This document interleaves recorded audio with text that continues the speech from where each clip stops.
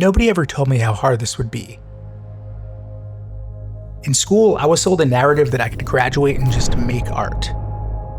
I wasn't taught a thing about what it actually meant to be a working artist, to turn this passion into groceries and monthly rent, especially not in a place like New York City.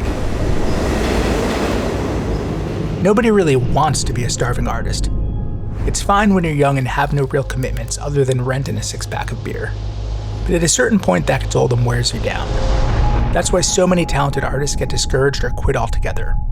There's literally no clear path to the top of the photo industry. No raise, no bonuses, no corner office. So why do I do this? My love for photography started as a teenager in the suburbs of New Jersey. Around the time I was getting into live music, an uncle gave me an old camera from the 1970s, so I picked up some film. I loved the idea of capturing a moment that excited me, and for no other reason than self-fulfillment. I was so fortunate to have a mom who not only encouraged me, but paid for developing countless rolls of film. Lots of them completely blank because my exposures were so far off. As this hobby turned into a passion, I started giving myself assignments. The camera was my armor I could hide behind. I could walk down a street or into a show and feel like I had a sense of purpose. My mom encouraged me to pursue a degree in photography and help with some crucial life decisions early on in my career, like taking a full-time assistant job for an amazing photographer I interned for in college. When I was 25 and 2 weeks into this new job, I was assisting on my first National Geographic shoot and got a call that my mom had died suddenly. Everything was different from that point on. I traveled all over the world as a photo assistant and stuck with this job for 4 years. I had so many unique life experiences and learned more than I ever could have imagined. For that time in my life, this was exactly what I needed.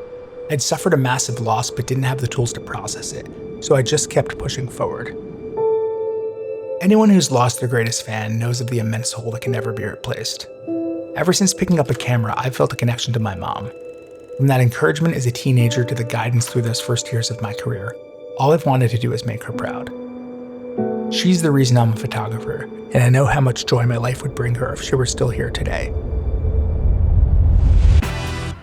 Life can change in an instant, and I've learned not to take anything for granted.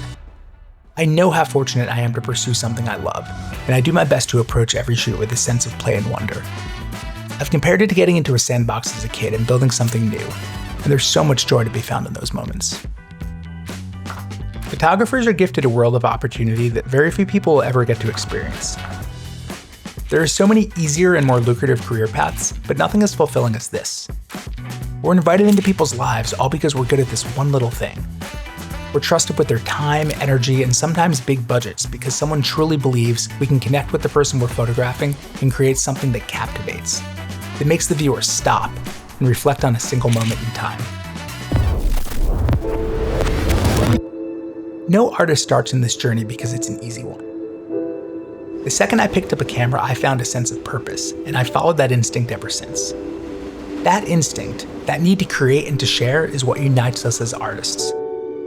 Our work is a reflection of all of the adventures we've been on, the music and art we've witnessed firsthand, the love and loss we've experienced, the energy and beauty of places we've lived in, and all of the people we've met along the way.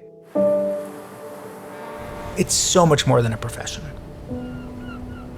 I'm proud to be known as a photographer, and I fully embrace whatever lies ahead.